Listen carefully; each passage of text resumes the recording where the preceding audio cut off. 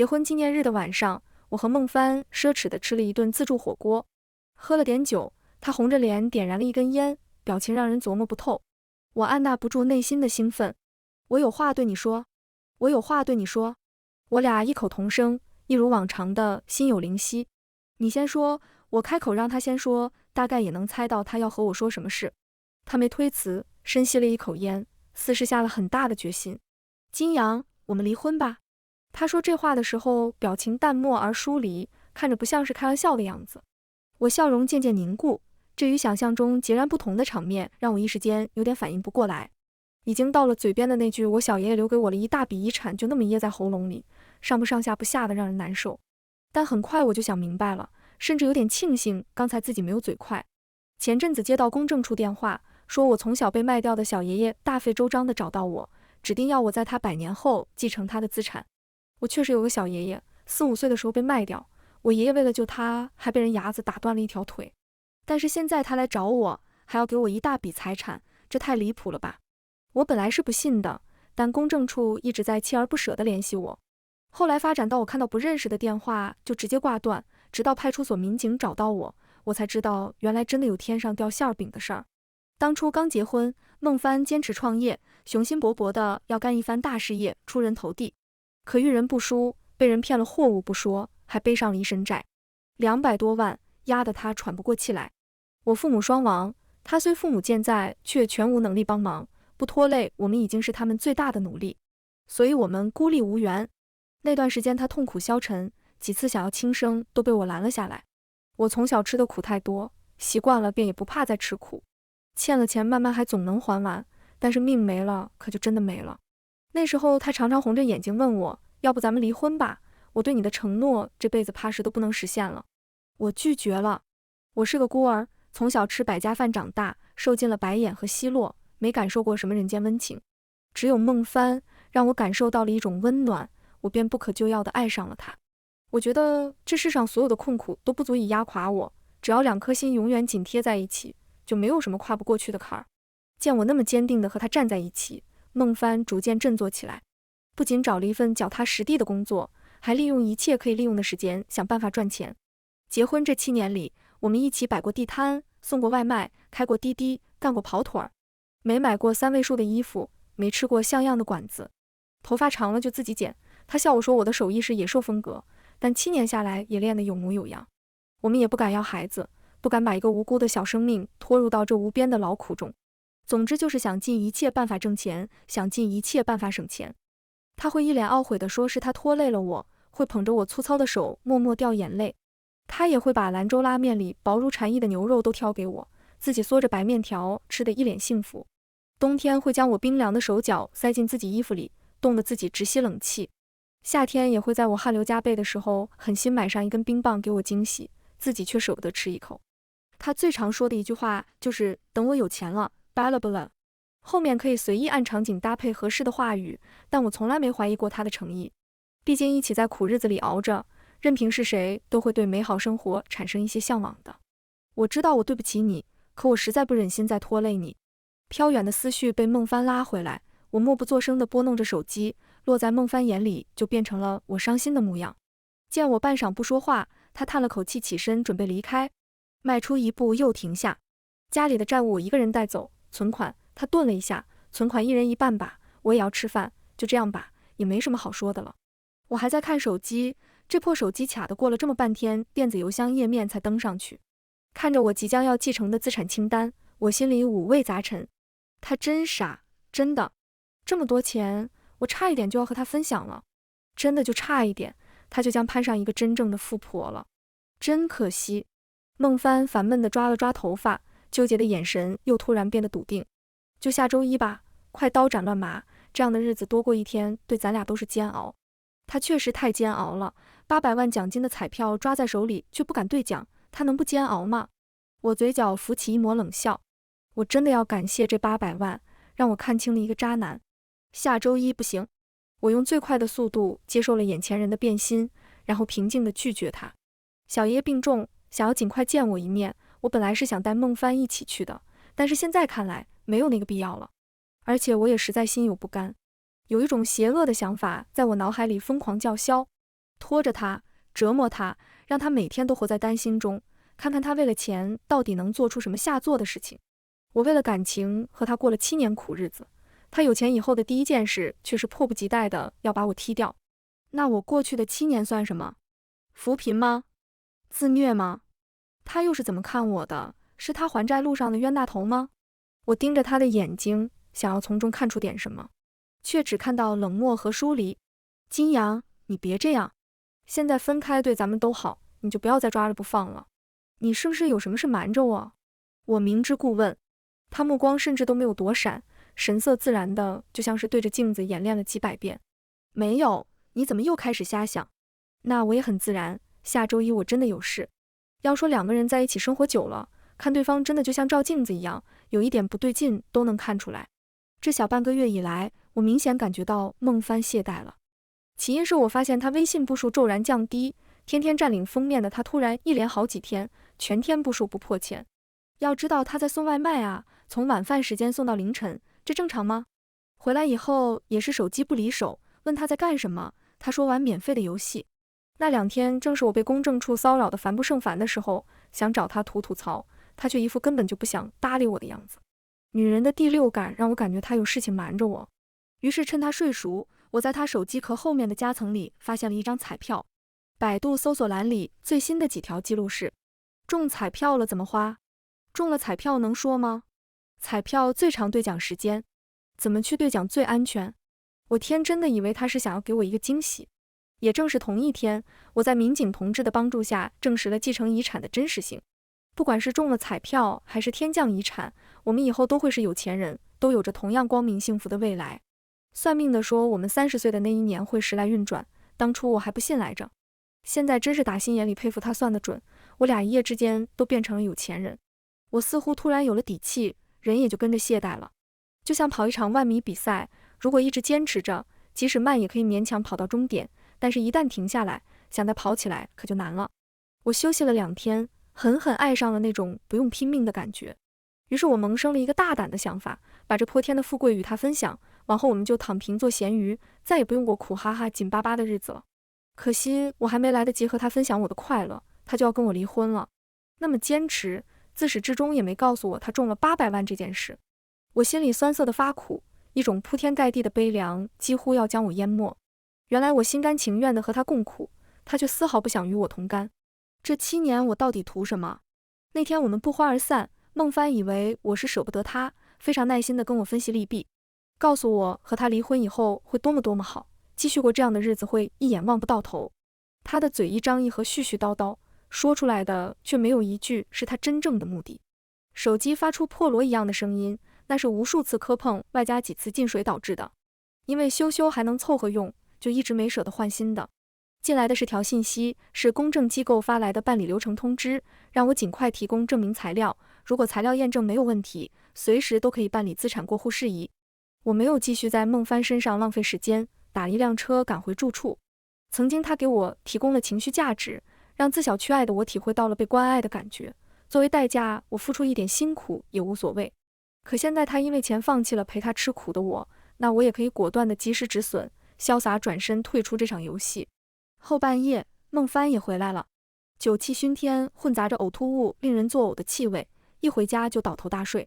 我轻手轻脚的过去，想拿过他压在枕头下的手机，没想到手指刚刚碰到手机的边缘，孟帆就像受惊的豹子，猛然睁开双眼，铁钳一般的大手死死攥住我的手腕。你干什么？我连连呼痛。充电啊，你不是说睡前让我帮你充电吗？他手指渐渐松开，把枕头又往自己那边拢了拢。不用了，以后都不用了，都要离婚了，不用这样装贤惠。这是我对他的一次试探，也是我们撕破脸的开端。一连几天忙忙碌碌，我一鼓作气地办完了所有的继承手续，心情无比舒畅。我每天都会抽时间去看看小爷爷，他情况还好，只是积劳成疾，医生让他静养，所以他很急切地想把手里的工作尽快转交给我。我这边忙得热火朝天，孟帆却肉眼可见的一天比一天焦躁。孟帆没有放弃他原本的工作，毕竟他前不久刚刚升职加薪，但是他不再做兼职，下了班就回家打游戏，要不就是出去找乐子。喝了酒回来就做天做地，当着我的面把家里又打又砸，几次想对我动手，都被我早就准备好的防狼电棍给吓退。我知道他是在逼我离婚，但是我真的没有时间。对我在做什么，他一无所知，也似乎毫不关心。闹了几次没什么效果之后，孟帆开始不回家，沉寂已久的朋友圈开始出现暧昧的痕迹，倒真的不催着我离婚了。吃甜品、逛公园，配出的文字腻得发空，用尽半生的运气，终于遇见你。当然了，他是屏蔽了我的，但还是有认识的人不小心看到，然后告诉了我。照片看似是在拍甜品，可在构图的一角无意间露出拿着叉子的半只手。那手真美啊，即使只有半只，即使看不真切，也能感受到那手白皙修长。精致的美甲在阳光的照耀下闪着璀璨的光，应该很贵吧？一想到贵，我愣怔了一下，然后自嘲地笑笑。以前那样装修精致的美甲店，我看都不敢多看，生怕招待小姐姐看到会请我进去。我就像一个窃美的小偷，想看又不敢光明正大的看。但现在不一样了，我决定下次面对他们的时候争取更坦然自信一点。毕竟曾经再怎么贵的东西，现在也不贵了。告诉我的是隔壁的租户，一对情侣中的女孩，叫姚雅静。因为我最近天天回家，她自然知道和孟帆出去的不是我。杨姐，孟哥一定是不记得加过我的微信，才忘了屏蔽我。这条朋友圈就连我男朋友都看不见呢。你可一定要多留个心眼，他这是要出问题了。何止是要，是已经出问题了。我苦笑着谢过他，一言不发地掏钥匙开门。他轻轻拉住我的胳膊，略微迟疑。本来我男朋友是不让我说的，不让我多管闲事，但是 girls help girls， 发现这样的事我做不到不告诉你。姐姐，这样的男人还是趁早扔了吧，垃圾不能要啊。我转身抱了抱他，告诉他我早就不是天真烂漫的小女孩子了。姐姐，你不会就这么算了吧？他以为我要委曲求全，看着我一副恨铁不成钢的样子。实际上我还有后半句没说出来。我不是天真烂漫的小女孩子了，但我是黑化的基因钮祜禄，爽文女主，弄死他小 BK 杨。1个月后，房子合同到期，我和房东说不租了，打算搬走。当天孟帆就赶了回来，换了新手机、新手表，西装、西裤、皮鞋擦得锃亮，俨然一副成功人士的模样。他站在那里，居高临下地看着我，语气中透着焦躁和不耐烦。你到底想闹到什么时候？看吧，这男人多会倒打一耙。明明是他在搞事情逼我离婚，让他这么一说，反倒成了我的错。我已经收拾了许多东西，大包小包堆在地上，都没空抬眼看他。小爷爷留给我的财产里有一处非常好的房子，隐于闹市中的独门小院，看着不起眼，实际上却是寸土寸金。距离我新工作的地方虽远，但是交通方便，地铁直达还不容易被熟人发现。我打算搬到那里去，然后默默做一个与世无争的小富婆。和美女约会开心吗？我平静地开口。他愣了一下，却没有否认。你都知道啦，普通朋友而已。啧，我表情浮夸地嘲笑他，用尽半生的运气才遇见一个普通朋友，那你的运气可真够差的。蹲久了腿有点麻，我顺势席地而坐，也方便看看他的反应。他看起来好像有点不明白，一脸茫然。你在说什么啊？莫名其妙。金阳，你这样闹有什么用呢？我实话跟你说了吧，我买的彩票中奖了800万，但我不想和你分。彩票已经交给了我的父母兑奖，奖金也存在了他们的名下。你也知道我是独生子，放在他们那里我放心。如果你痛快和我离婚，我可以稍微补偿你一下，也算是弥补一下这些年我对你的愧疚。但你如果非拖着不离，我也没什么怕的。大家都是成年人，闹得太过不好看的。我望着他，很明白他的意思，也惊讶于他的坦诚。我喃喃低语，算命的说我们30岁会时来运转。他立刻纠正，是我，不是我们，是我的30岁会时来运转。彩票是我买的，你又没帮我选号，凭什么来分我的钱？大概是认为这样做无懈可击吧，他对自己内心的丑恶并没有丝毫掩饰。行吧，我同意了。我拿过他早就准备好的离婚协议书，用脚踩着一脚，刷刷签上了自己的名字，然后扔给他。他赶紧捡起来，仔细收进怀里，诧异地问道：你就不谈谈条件？我冷笑，谈什么？谈你根本就不配当个人吗？过了许久，他才说了一句：对不起。我不知道他对不起的是什么，是我7年的辛苦吗？还是觉得我被他抛弃了，像一条可怜的丧家犬？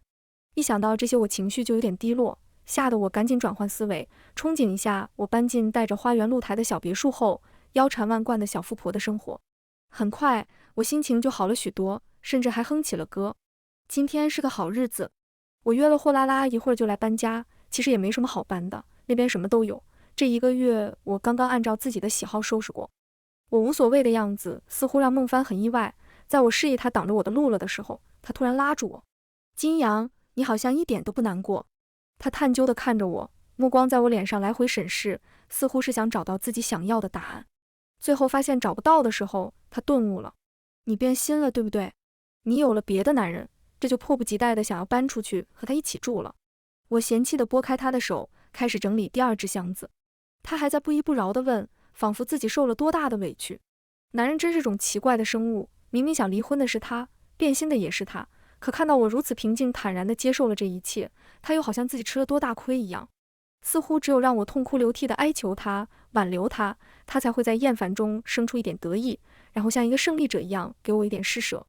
如果没有看到自己想要的结果，那他也不但以最大的恶意揣测别人。我没告诉他我为什么不难过，我怕说了他会开心，会在甜言蜜语地哄骗我，而他很清楚去爱的我最脆弱的所在。现在他的所作所为就是在给我的脆弱安装铠甲，每一片都正合要害，将我武装到无懈可击。其实我也难过过，但想通了也就不难过了。我为了他已经付出了那么多，现在他背叛我了，我还要为他难过，这好不公平。过了许久，他没等到想要的答复，自顾自地说道：“也好，现在离婚也算合了你的心意，我就说吧，千算万算我也算计不过你，最后还是被你摆了一道。择日不如撞日，今天咱们就去把婚离了吧。”我没有拒绝。在去民政局的路上，他梦一般的喃喃自语：“金阳，你得体谅我，我真的是穷怕了，这样抠抠搜搜的日子，我是一天也不想过了。人为财死，鸟为食亡，夫妻本是同林鸟，这些道理你都懂。如果换作是你，你也一定会做出和我一样的选择的。”这么多年，他的声音没什么变化。恍惚中，我似乎又听到那个男人带着哭腔哀求：“医生，求求你救救他，他还能看见东西吗？你把我的眼睛换给他，我宁可自己瞎。”那时候我们刚开始还债不久，我过度劳累，在路上晕倒，被送到医院以后，眼睛就看不见了。医生说是因为头部撞击导致的短暂失明，1个月左右就可以恢复，但他还是恨不得把自己的眼睛换给我。他痛哭流涕的样子一时间成为医院的笑料，大家看到我们就会笑着打趣：“那个要给老婆换眼的好男人来了，朝哪边磕头能遇到这样的男人呢？”每当这时候，他都会害羞的挠头：“急坏了吗？我也不懂啊。”而我则任由一股火热在内心膨胀，坚信自己一定是这个世界上最幸福的人。离婚还有30天的冷静期，我不想冷静，已经够冷静的了。他也不想冷静，以免夜长梦多。直接起诉吧，会快一点。我提议。他愣了一下，脸上浮起一抹鄙夷的神色。你连这个都咨询过，看来你早就想离婚了，那还假惺惺的装可怜做什么？谁装可怜了？我只是不想再装穷罢了。起诉、调解、意见统一、离婚，一切都顺利的出乎意料。仅仅用了7天，我们就拿到那本印着银色字体的小本本。我没啥感觉，可孟帆的心里应该是如释重负的。他饶有兴味地指着不远处：“要不我送你吧，正好坐坐我的新车。”那是一辆最新款的奥迪 Q7，60-70万的价格，是他的梦中情车。以前他曾说过，一定要带我坐着他的新车兜风，打开天窗，让我在这座城市最宽阔的马路上拥抱最和煦的风。从某种意义上说，现在他真的做到了。可能是捕捉到我有点愣怔的眼神，他的嘴角浮起一丝得意。不敢买太贵的，总不好太张扬，我们老板开的才是一辆 A8。走吧，送你回家。我说不了，他硬要拉着我坐。打开导航，我让他跟着导航走就行。他惬意地将自己安置在主驾位置上，然后又以一种带着土包子见世面的姿态向我介绍着这部高级车里的各种功能。他的视线来回在我脸上逡巡，试图捕捉到我艳羡的表情。也是，富贵不还乡，就如锦衣夜行。如果说向谁炫耀更能满足他的虚荣心，那一定是见过他所有落魄的我。婚内买车，你不怕我分走一半？分不走，我爸妈出资的，一看票据就能看出来。我们不再说话，实在话不投机。道路开始拥堵起来，到了中心区，堵车是必然的。知道距离没有多远以后，孟帆开口带上了一点酸：“租住在这样的地方，你找的这个男人有点实力啊。不过跟我比起来还是不行，我马上就要买房子了，以后都不用再看房东的脸色了。你呀，他有点恨铁不成钢，又带着点过来人指点后辈的口吻，你也30岁了，不能一直租房子住吧，还是要努力买套房子，这一点你就不如我了。随着他好心的劝谏，汽车驶入了隐匿于闹市中的一小片别墅区，那里看起来就像是一条小街，在喧嚣的都市中独享这一方宁静。孟帆脸色变了变，看向我的目光中已经带上了不确定的小心。你住在这里？据我所知，这里没有出租房，住在这里的非富即贵，我老板在这边就有一套房，前几年我还过来送过一次东西。我淡淡的哦了一声，示意他停下，然后随手从包里抽出几张钞票扔给他。我到家了，你回去吧。也不知是我幻听了还是什么，总感觉那辆车过了好久才走。不得不说，小爷爷的资产真多，住宅商铺不说，就是企业和工厂都够我看许多天的了。到了最后一家，也是最大的一家，小爷爷本想亲自送我过去，但是我拒绝了。您不是说现在公司管理有问题吗？不如我先来个微服私访，有些事情高层看不到，换个角度可就不一定了。3天以后，我作为实习生进入了大昌实业股份有限公司，惊讶地发现姚雅静也在。看到我，她有了那么一瞬间的不自在，但是转瞬即逝。杨姐，真没想到会在这里遇到你。她穿着一身鹅黄色长裙，更衬得身材修长纤细，只是那微微隆起的小腹显得有些突兀。无名指上一颗平平无奇的素圈戒指却引起了我的注意，我忍不住好奇，什么时候结婚的？我怎么不知道？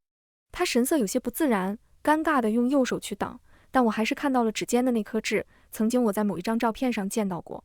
就前些时候，他眼神躲闪。那就是你们的不对了，咱们做邻居好几年，你忘了告诉我，怎么小张也忘了？我得找他兴师问罪去。我假装气鼓鼓的就要打电话，姚雅静慌忙拦住了我。别，不是他。看着周遭没人注意，他把我拉到了茶水间，再转身，俨然另一副神情。金阳，你别以为我不知道你到这来是干嘛的。既然都已经离婚了，你还纠缠孟帆干什么？他现在是我的老公，你知道你这样叫什么吗？这叫破坏别人家庭的第三者，叫知三当三。我斜靠在茶水台上，玩味似的眼神上下打量着他。看起来有4个月了吧，是你前男友的。那这事儿孟帆知道吗？还是说这个孩子就是孟帆的，你还没和小张分手的时候就和孟帆勾搭到一起了？姚雅静显然被我的逻辑搅晕了，她指着我的鼻子，气得满脸通红，指尖都在颤抖。这孩子就是孟帆的，我和小张早就分手了，你不要胡说八道。哦，我恍然大悟，可那时候我和孟帆还没离婚，你就已经怀上了他的孩子，那知三当三的到底是谁啊？不等他说话，我又抢先一步。不对啊，那时候你和小张也还没分手吧？哎呀，那你这身份可就复杂了，知三当三不说，还出轨劈腿。了不起，真是了不起。我对他一阵恭维，气得他脸色发紫，伸手就要打我。手到半空又突然停下，他嘴角噙着冷笑。你别以为到了这里就万事大吉了，这不还没转正呢吗？你就等着滚蛋吧。他骄傲地转身离去，走出了六亲不认的步伐。当初在小爷爷的资产清单里看到这家公司时，我就非常意外，竟然是孟帆工作了这么多年的公司，这样的事属实巧合到可以写进小说了。我一直在处理其他事情，而对家公司避而不见，很大一部分原因就是我不知道要怎么面对孟帆。于公来说，如果他是一个优秀，或者即使只是个称职的员工，我都不能对他带有偏见。但是于私，我做不到。这样的纠结让我一直逃避接手这家公司，直到我内心建设的足够强大，可以面对以往那些不堪。没想到刚来第1天，竟然就见到了一张老面孔，他的存在让我一直以来的担忧都烟消云散了。正在我打算好好打入基层内部，了解一下公司运营情况的时候，我发现整个写字间的人都开始刻意回避我。他们对我窃窃私语，看向我的眼神中带着鄙夷，避我如同洪水猛兽，甚至什么工作都不交给我，问就是没有，问就是不需要我做。我被孤立了一整天，傍晚的时候要填工作小结，日小结那一栏我思忖许久，也只能先空着。如此这般，一连好几天，末了还是一个保洁大姨看不下去，偷偷告诉我，姚雅静是采购部孟主管的表妹，孟主管又是董事长亲自提拔的年轻人，谁敢小瞧她？姚雅静什么时候成了孟帆的表妹了？难得有个人肯跟我八卦，我寄出我捧哏的灵魂，忽悠着他继续往下说。真的啊？还有这事儿？千真万确啊，公司里都传遍了。你刚来不知道吧？咱们董事长原本不姓郑，他是被卖到这里来的。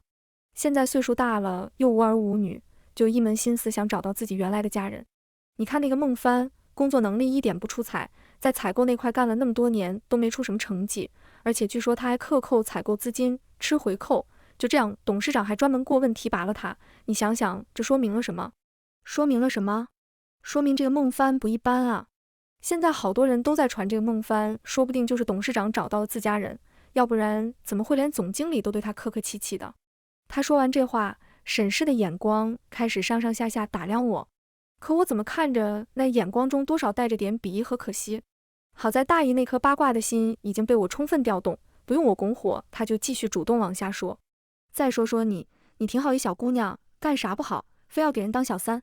你说你给一个快死的老头子当小三，能捞到什么好处？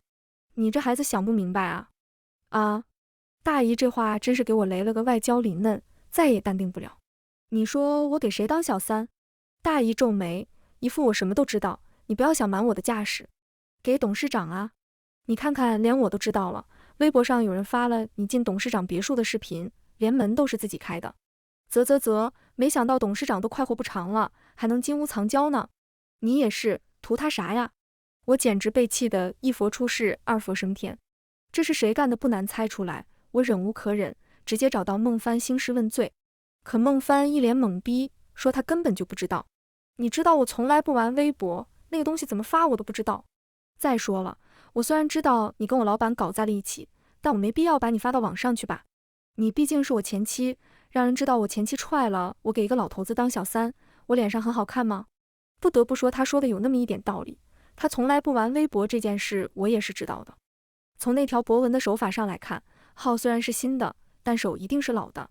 我摇摇头，叹了口气，不是你那就是姚雅静了。那视频一看就是你送我那天拍的。孟帆的脸色开始阴沉起来，淡漠的目光开始变得阴鸷。金阳，我真没想到你竟是这样的人。你为了接近我跑来这里上班不说，还这么污蔑小静。你以为在我这里说她的坏话，我就会重新回到你身边吗？你想多了，不可能的。他缓缓地摇头，又似乎是回忆起了什么美好的事情，让他的脸上浮现出梦幻一般的神情。小静真的是这个世界上最温柔善良又隐忍的女孩子了。她和你不一样，你有主见有能力，她却什么都要依靠我，就连家里进了一只苍蝇，她都要等着我来打。她不嫌弃我穷，义无反顾地和我在一起，她到现在都不知道我中彩票的事，你信吗？我从来没见过这样温和的女孩子，她和你的感觉不一样，她让我有一种需要被依赖的感觉，而你只会让我时刻记得自己是个需要女人帮着还债的废物。所以真的，你走吧，你在这里会让小静难过的，别再白费力气了，咱们不可能了。别等我出手，你也知道，现在我在这个公司还算有点面子，我甚至都不用找徐总，只要和人事那边说一声，你就得乖乖卷铺盖滚蛋。不过咱们都是成年人了，没必要做得那么难看。我有些不解，如果说别人对孟帆的身份是瞎猜，那他自己哪来的自信？除非你到底送了多少钱？要不公司怎么可能录用高中都没毕业还怀着孕的姚雅静？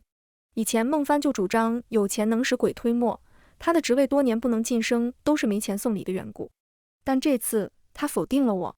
徐总赏识我，我只是试探性的请他帮个忙，他居然痛痛快快的就为我办了。你说我是不是时来运转了？金阳，其实你真的不忘我，刚结婚那会儿我就投资失败，欠了一屁股债，然后这么多年都一直在还债，生活一片暗无天日。可自从和小静在一起后，没过多久我就升职，然后中彩票，紧接着就发现她怀孕。你说我的运气是不是都让你耽误了？所以你真的不要怪我，我不能再让你在我身边了，你害我已经害得够多了。他低声打了一个电话，很快便有人事告知我试用不合格，不予录用。真是比圣旨还快。所有人都在等着看我被赶出公司的笑话。小三人人痛恨，如果是顶头领导的小三，那就更乐意看一场不要钱的好戏了。我对着自己办公桌发呆，犹豫着要不要表明身份的时候，小奶奶来了。她是个传统的家庭妇女，并不喜欢来公司这种地方。她的出现让公司里立刻炸开了锅，聚集到我身上的眼神又骤然多了起来。不会吧，这是正式抓小三的戏码吗？豪门恩怨，这是我不花钱就能看的。看这小三还怎么嘚瑟，董事长不行了，董事长夫人怎么可能让他得意啊？这还不得心胀老胀一块酸？快别说了，他来了。小奶奶70多岁，一头银色短发烫得卷曲蓬松，可能是众人的目光让她有点不舒服，她径直走到我身边，孩子你受委屈了，快别难过了。说罢，她又转头向着大家，魏宇脸鲜红，今天我来是传达董事长的一个决定，辞退采购部的孟帆。这话一出，全体哗然，就连平时接触不到的总经理也完全不能淡定。孟帆兢兢业业，辞退他究竟是因为什么理由？如果没有正当原因，怕是会对咱们公司的名誉不利。小奶奶轻轻抚摸着我的头顶，望向我的眼神中满是慈爱，因为她对不住这孩子。这下大家更摸不着头脑了。刚反应过来的孟帆气急败坏地挤过人群，冲到前面，举着的手机屏幕里正播放着我走进别墅大门的视频。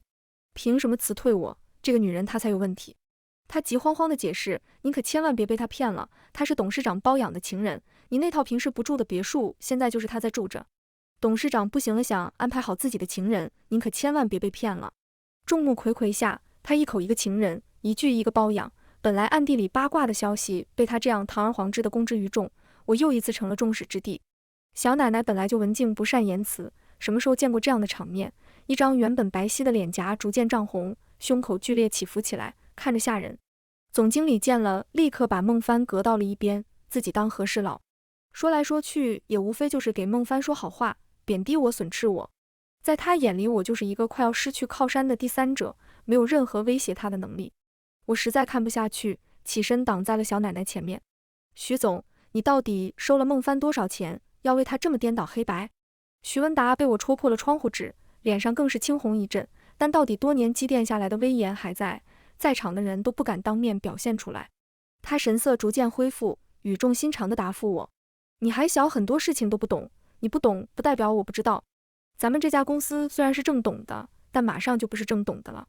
这个孟帆现在虽然算不上什么，可你不能小瞧他，以后这家公司可少不了他。话说到这份上已经够明白的了，可我还嫌不够明白。你这话是什么意思？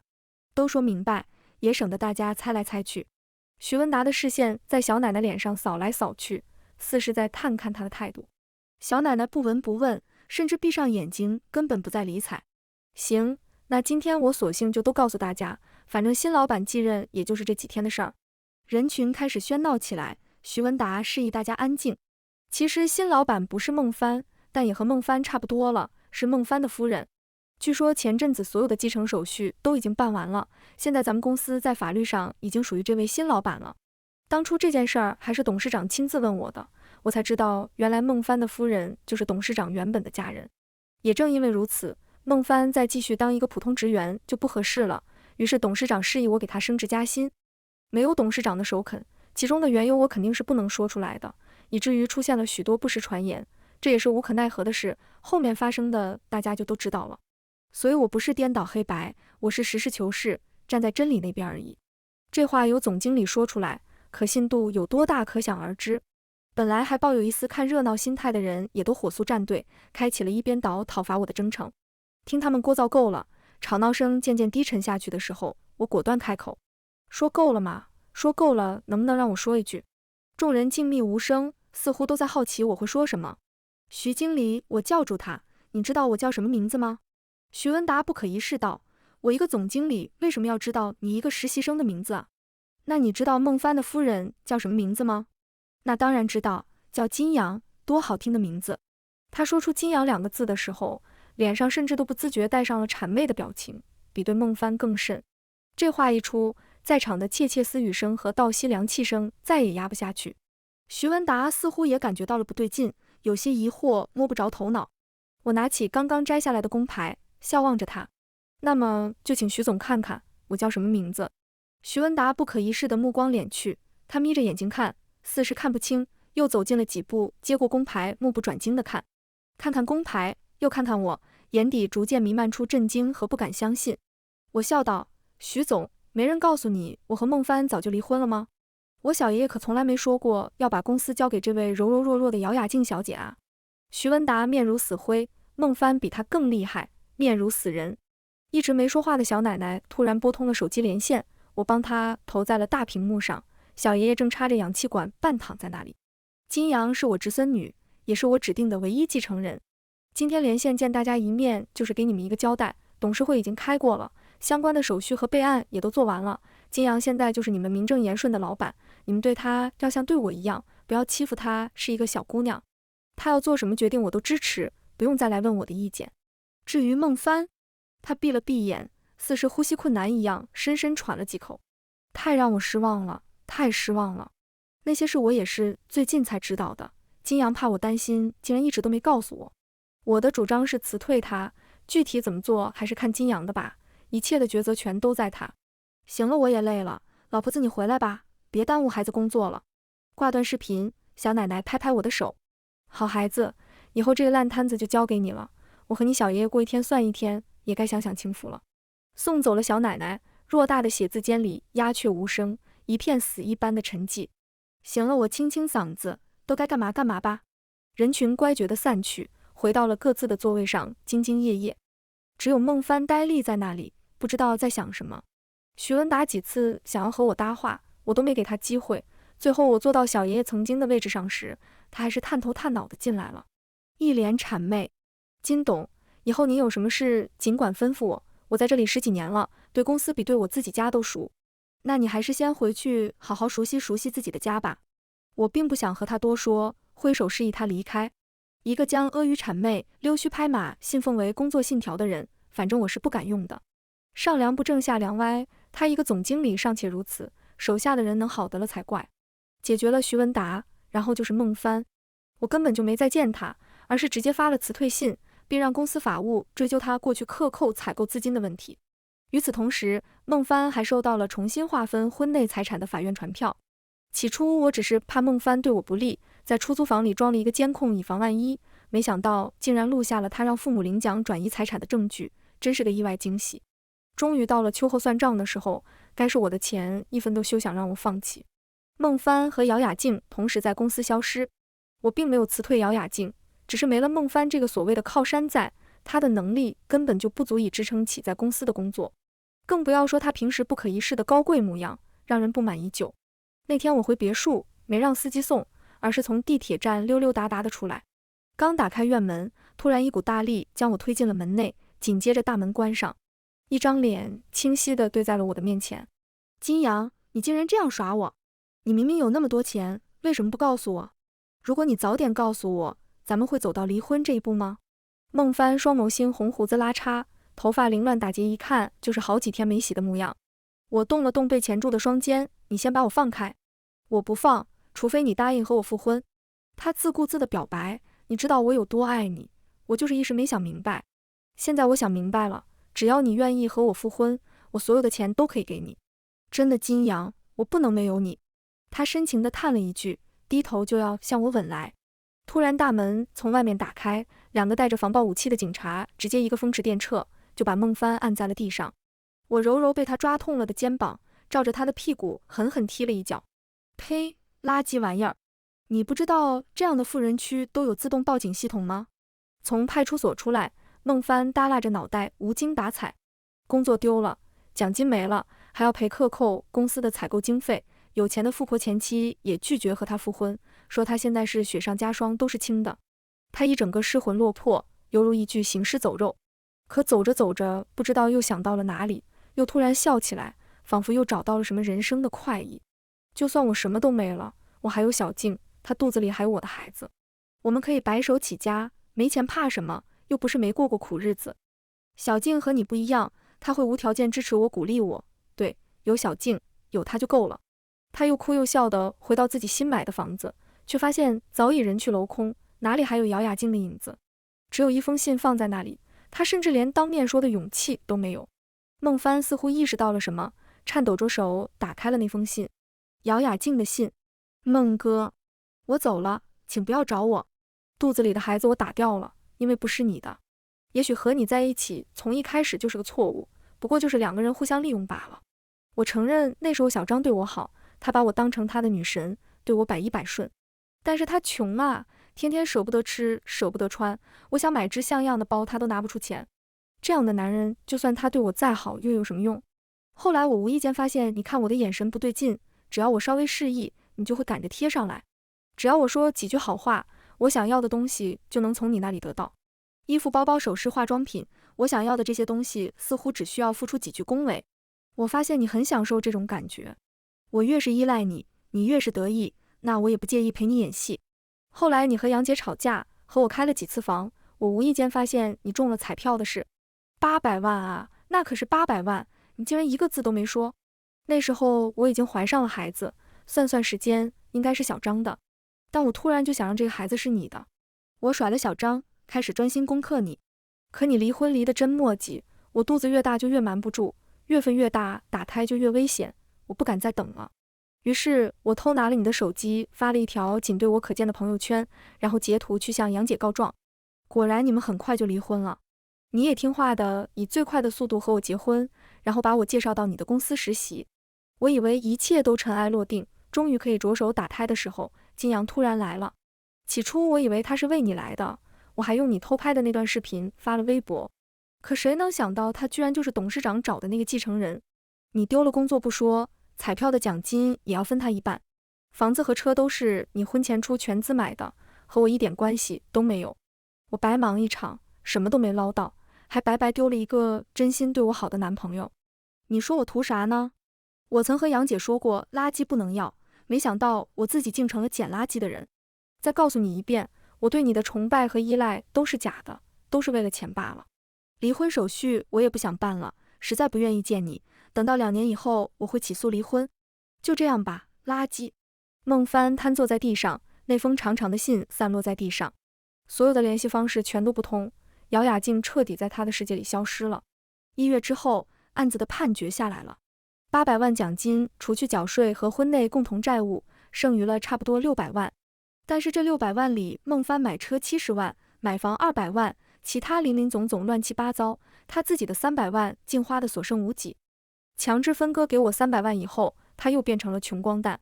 突然他又想到一种光明的可能，兴冲冲地要求法院立案，金阳婚内继承资产理应有我一半。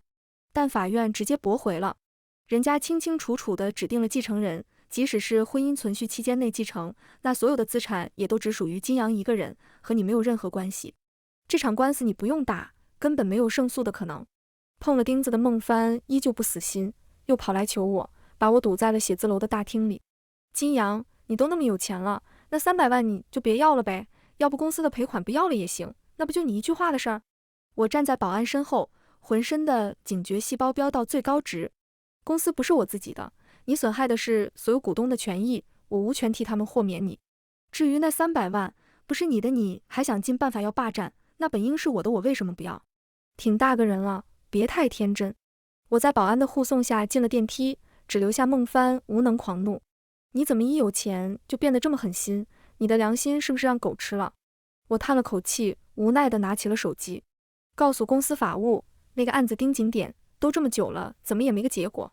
被我这么一催，果然管用，也不知法务用了什么手段，没过几天直接开庭。孟帆侵占公司财产，除了赔付侵占款项以外，他还荣获3年6个月的免费饭票。孟帆拿不出来钱来赔，结果就是他新买的房子被强制法拍，赔付了公司的款项。而孟帆也将在高墙里踩着吱呀吱呀的缝纫机，思考他这时来运转的30岁。这个故事到这里就结束了，感谢您的收看。如果您喜欢这个视频，就给我点赞订阅一下吧。衷心祝您吉祥如意，万事顺心。